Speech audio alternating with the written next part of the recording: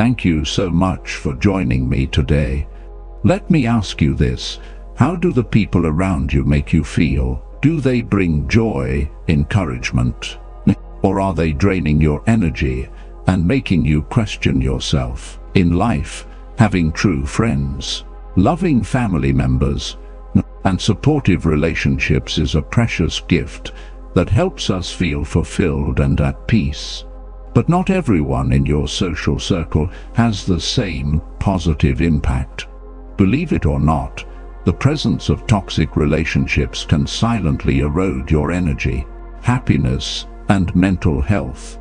Toxic friends aren't rare. They might be the reason you've lost confidence or feel perpetually entangled in unnecessary drama. Stoic philosophy reminds us that life is too short to hold on to relationships that harm you. So, if you're wondering who should stay and who needs to go, this video is for you. Here are 5 types of people you should stop being friends with immediately to protect your mental health and safeguard your inner peace. Let's dive in. 1. The friend who always needs something. Imagine you have a friend who calls or texts you, and every time you know it's because they need something. The first time, you're happy to help because you're kind. The second time, you assume they're in a pinch. But by the third, fourth, and then every single conversation revolves around what they need from you. It becomes clear they see you more as a resource than as a true friend. This doesn't mean you should cut off anyone who asks for help. Friendship is about mutual support. Sometimes you need them. Sometimes they need you. But when the relationship becomes one-sided, when they only show up to take and disappear as soon as they get what they want, you have to ask yourself, is this friendship healthy for me? Stoic philosophy teaches us to carefully evaluate the relationships we maintain. A true friend cares about you, not just when they need something, but also when you simply need someone to listen. Conversely, friends who only take and never contribute to your happiness don't just hurt you, they diminish the value of the friendship itself. Take Luca's story as an example. He had a friend, Eric, who constantly borrowed study materials and asked Lucas to fix his computer. Being naturally kind, Lucas always helped. But when Lucas needed advice on an important career decision, Eric didn't listen, didn't ask questions, and seemed impatient. That's when Lucas realized Eric didn't truly value their friendship, and all the help he'd given seemed to go unnoticed. Why did Eric act this way? Not because he was a bad person, but because Lucas never set boundaries. When you consistently say yes and never ask for anything in return, you unintentionally teach others that your kindness has no limits and can be taken for granted. This isn't your fault, but it's a reality you need to recognize.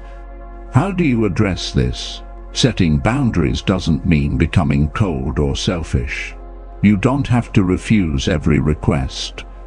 But you should make it clear that friendship is a two-way street. Start by saying something gentle but firm. I can't help this time, but I hope you find another solution. This not only protects you but also teaches them to appreciate your kindness.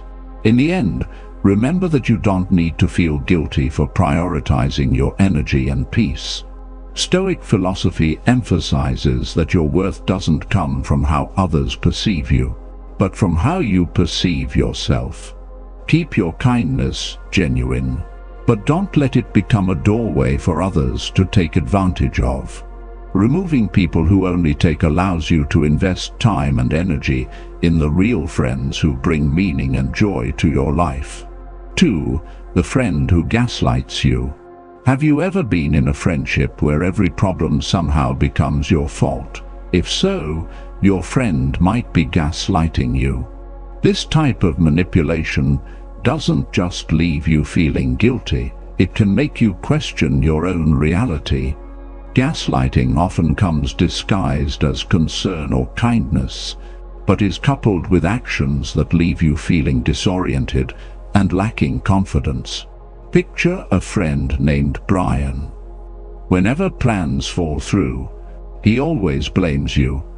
You ruin everything, he says, but he never acknowledges that he's often late or unprepared. Brian might even make you feel like you're the one causing issues, saying things like, "I care about you, but you make everything so difficult."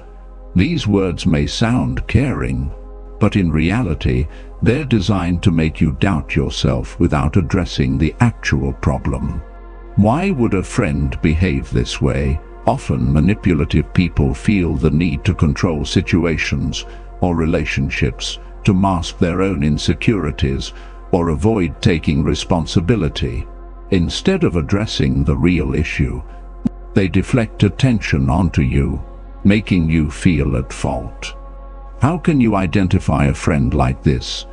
Look for patterns in their behavior.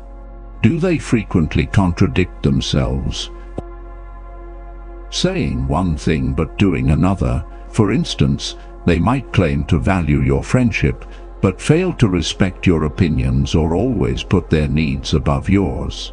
This behavior not only erodes trust, but also makes you feel unsafe in the relationship. Stoic philosophy offers valuable tools for navigating situations like this. It reminds us that while we can't control other people's actions, we can control how we respond. First, stay calm and evaluate the situation objectively. Ask yourself, are their words and actions consistent? How do I feel when I'm around them? If you frequently feel drained or self-doubting, it could be a sign of manipulation. Setting boundaries is a powerful way to address this dynamic. For example, you might say, "I feel uncomfortable when all the responsibility is placed on me. I want this friendship to be based on mutual respect." This not only protects your well-being but also signals to your friend that their behavior is unacceptable. If they continue to act this way, it might be time to step away from the friendship. Walking away can be difficult, especially from a long-term relationship, but you deserve friends who genuinely value you. Healthy relationships are built on mutual respect and a sense of safety, not on constant self-doubt. Ultimately, friendship should never be a space where you constantly feel the need to prove your worth. Applying Stoic principles to your relationships can help you find peace and self-respect. By staying true to your values, a real friendship won't make you question yourself. It will help you grow and feel stronger. 3. The friend who never reaches out to you.